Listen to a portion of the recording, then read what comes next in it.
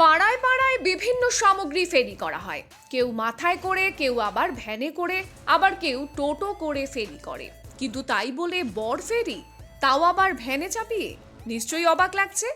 আশ্চর্য হলেও এটাই সত্যি। রীতিমতো মাইকিং করে ভ্যানে করে ঘুরে ঘুরে বর ফেরি করা হচ্ছে। বিভিন্ন বরের বিভিন্ন দাম, যার যেমন সামর্থ্য সে তেমন বর নিতে পারে।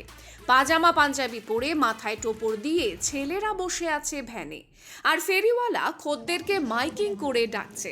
গ্রামের বাসিন্দারাও দরদাম করে বর কিনছেন। ব্যাপারটা আসলে কি, তাহলে খোলসা করে বলা যাক। পূর্ব বর্ধমানের খণ্ডঘোষের বোসপাড়া সংলগ্ন এলাকায় বুড়ো শিবের গাজনকে ঘিরে প্রতি বছরই এইসব রঙ্গ তামাশা হয়। 3 দিনের গাজনকে ঘিরে গোটা গ্রামে চরম উন্মাদনাও থাকে। গাজনের অন্যতম পুরোহিত রাজেশ ভট্টাচার্য জানান, খণ্ডঘোষের রায়পাড়া, ভট্টাচার্যপাড়া ও বোসপাড়া মিলিয়ে বুড়ো শিবের গাজন হয়।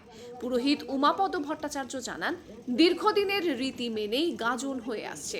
এলাকার 100 থেকে 150 জন সন্ন্যাস গ্রহণের পর বুড়ো শিবের পুজোয় অংশ নেন।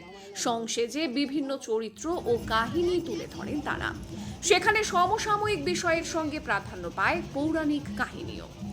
এবার বুড়ো শিবের গাজনে জামাই ফেরি নিয়ে বেশ হইচই পড়ে যায়। জামাই ফেরি বলে কথা, একেবারে হাতে গরম বর। কেউ কেউ একটু ঠাট্টা করে বলেন দুয়ারে বর। ফেরি করা হয় 500 থেকে 5000 মূল্যের জামাই বা বর। তবে 500 টাকার জামাইয়ে কোনো গ্যারান্টি নেই বলেও জানানো হয় ফেরিওয়ালাদের পক্ষ থেকে। গ্রামবাসীদেরও বেশ মজা করে দরদাম করতে দেখা যায়। খণ্ডঘোষ ব্লক তৃণমূল কংগ্রেসের সভাপতি তথা জেলা পরিষদের অধ্যক্ষ অপার্থিব ইসলাম বলেন, এই বুড়ো শিবের গাজন মানে গোটা এলাকার মানুষজন আসবে, উৎসবে মাতবে, এটাই দীর্ঘদিন ধরে হয়ে আসছে। বর ফেরি নিয়ে তিনি বলেন, মানুষ উৎসবে আনন্দ পায়, বর ফেরি অন্যতম আকর্ষণ, তাই সবাই তাড়িয়ে তাড়িয়ে গাজন উপভোগ করেন। দেখুন, এই যে আমাদের বুড়ো শিবের গাজন, এই বুড়ো শিবের গাজনে মানুষকে আনন্দ দেওয়ার জন্য অনেক কিছু সং সাজে। তো এবারের সঙ্গে ছিল আমাদের ভ্যানের ওপরে জামাই চাপিয়ে জামাই ফেরি করা, এবং এটাতে মানুষ অনেক আনন্দ পেয়েছেন। যারা গাজন উৎসবে যেসব মানুষরা আসেন, একদম নতুন ধরনের ভ্যানেতে জামাই ফেরি করা, 500 টাকা 1000 টাকা করে, এটাতে মানুষ অনেক মজা পেয়েছেন, অনেক আনন্দ পেয়েছেন। আমাদের এই বুড়ো শিবের গাজনে প্রত্যেক বছর আলাদা আলাদা করে সং সাজা হয়। তো এই বছরের আকর্ষণ হচ্ছে ভ্যানে চাপিয়ে জামাই চাপিয়ে 500 টাকা 1000 টাকা 5000 টাকা পর্যন্ত জামাই ফেরি হয়েছে। এটাতে মানুষ খুব আনন্দ পেয়েছেন এই বুড়ো শিবের আমাদের গাজনে। প্রায় কত বছর দেখছেন?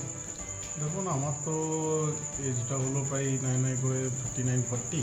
আমি এই এত বছর ধরেই গাজনটা দেখে আসছি। এই গাজনকে ঘিরে কোনো স্মরণীয় কিছু আছে কিনা তোমার?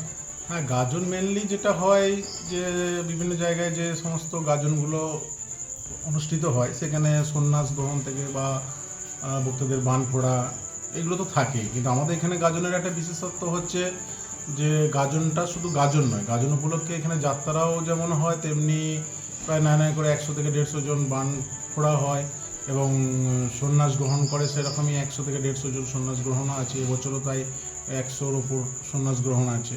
আর মেনলি যে বিশেষত্ব সেটা হচ্ছে সং, মানুষকে সাজিয়ে, মানে প্রত্যেকটা পাড়ার একটা থিমকে সাজিয়ে নিয়ে বের হয়। সেটা কোনো পৌরাণিক হতে পারে, কোনো ঐতিহাসিক হতে পারে, কোনো মডার্নের সিনেমা ঘটিত কোনো হতে পারে। এই সংটার একটা অনুষ্ঠিত আছে। প্রথম দিন হয় বাবা বুড়ো শিবের সং। আগে হতো শুধু বাবা বুড়ো শিবেরই একটাই কামড়া হতো, সং বের হতো, সেটা শিব দুর্গা। এখন হচ্ছে মেনলি 3টে পাড়া একসঙ্গে জুড়ে একই দিনে বাবা বুড়ো শিবের সং হয়, সেখানে শিব দুর্গার উপর চলাচল দেখেছি যে শিবের গাজন চৈত্র মাসে হয়। তো এখন এইখানে গাজন হচ্ছে, এটা কি? এটা বলা হয় আবার গাজন। আমরা নতুন করে গাজন সৃষ্টি করা হয়েছে। যখন থেকে গাজনটা সৃষ্টি হয় তখন থেকে এটা চৈত্র মাসে গাজনের পর হয়, এবং অক্ষয় তৃতীয়ার পরে আমাদের এই গাজনের সূচনা হয়। অক্ষয় তৃতীয়ার পরে দিন দেখে একটা আমরা গাজনের ঠিক করি। অক্ষয় তৃতীয়ার আগে পর্যন্ত কোনো কিছু হয় না। অক্ষয় তৃতীয়া আমাদের ঘট ওঠার পর বাবা বলছি খণ্ডঘোষ গ্রামে, গিয়ে আমরা গাজন তৈরি করি। এরপরে এই বছর ইলেকশন থাকার জন্য আমরা আরও পিছিয়ে নিয়েছি, তার আগে হয় জ্যৈষ্ঠ মাসের প্রথম থেকে আরম্ভ হয়ে যায়।